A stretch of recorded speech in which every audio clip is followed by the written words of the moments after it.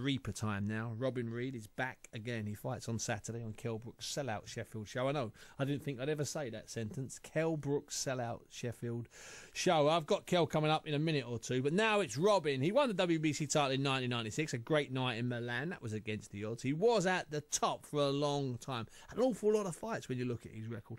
Anyway, he came back for prize fighter in March. Didn't quite work, a bit too sort of fast for him. Now, it nearly worked. Anyway, it's more serious now. Back to 6s and 8s. That's where Robin is going to come into his own. Well, I hope so. Anyway, he's on the line now. Good evening, Rob. How you doing, Steve? Good to speak to you again. Listen, good to speak to you, and I'm pleased that you're fighting on, because you clearly won the last round against Tobias Webb, but he nicked the first two. Yeah, I'd say I give him the first round clear. Yeah, first clear. As you know from my style, Steve, you've been following me for years.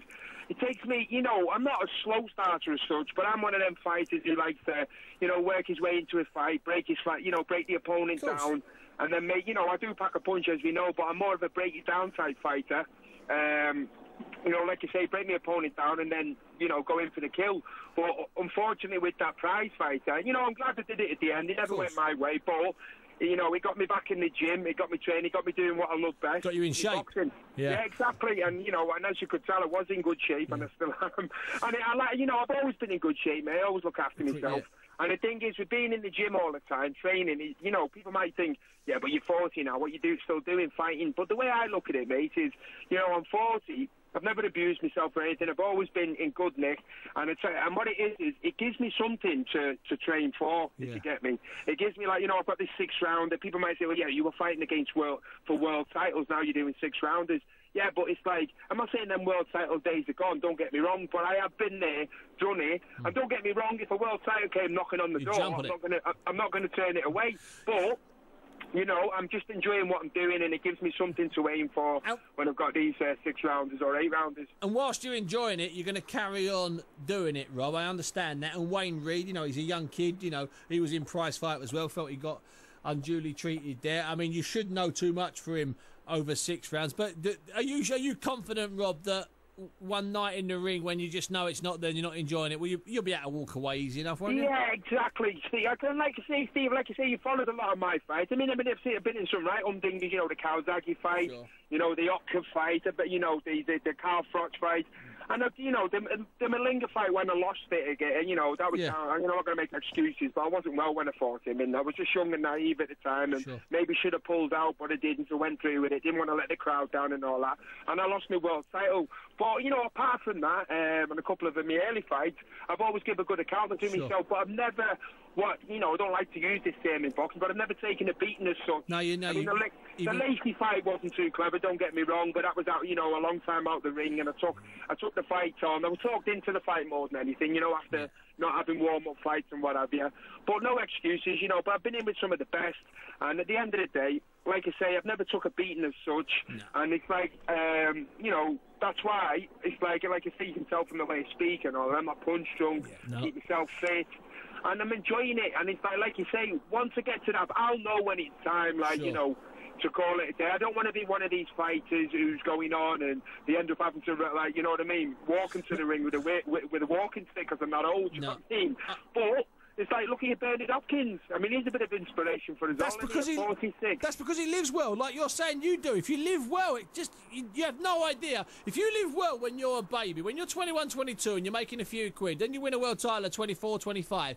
And that's the crucial time. That's when you work out how long your career is, Rob. I'm convinced. Exactly. I'm convinced of it. Yeah, exactly. And like I say, you look back at my record, I have been in them big fights. I've never avoided anybody. Kawasaki, Otka, Lacey, Carl Froch.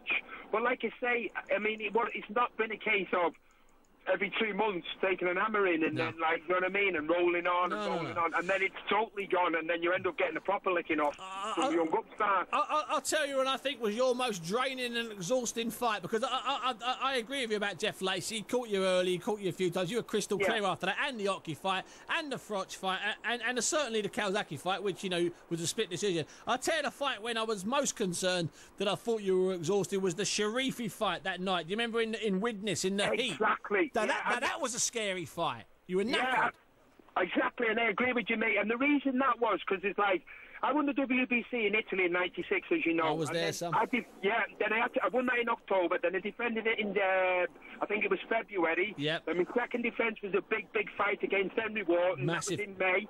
Great performance. And then I'm in against Sharifi in I think it was September. Now, I mean, like looking back on it and going off I ended up suffering with heat exhaustion, a chest infection. I ended up in hospital.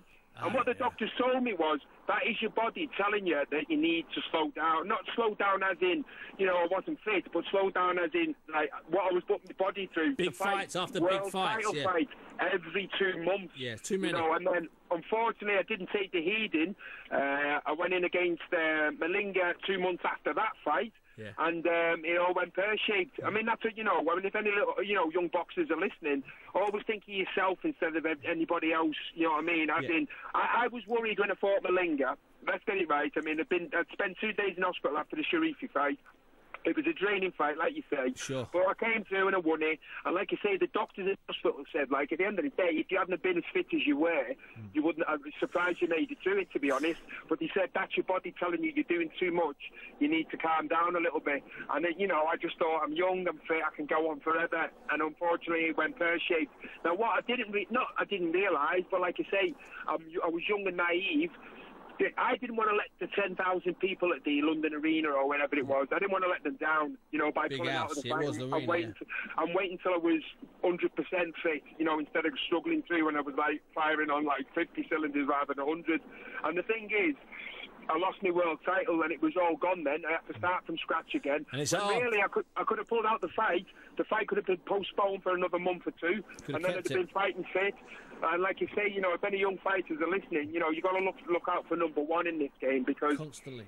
Once, if you take that gamble and it doesn't pay off, if you're not 110% fit, when you're 100% confident in your fitness, it's time to pull out, and it can be postponed. Like you say, it can easily be postponed. Listen, Rob, I want to ask you before I let you go, and thanks for your time tonight. Matt Macklin goes out to Germany at the weekend to fight Felix Sturm, their new idol at middleweight. You went out there to fight Sven Ottke, the impregnable Sven Ottke. Just if you had to sum it up quickly, what advice would you give Matt Macklin on what looks like a really tough task?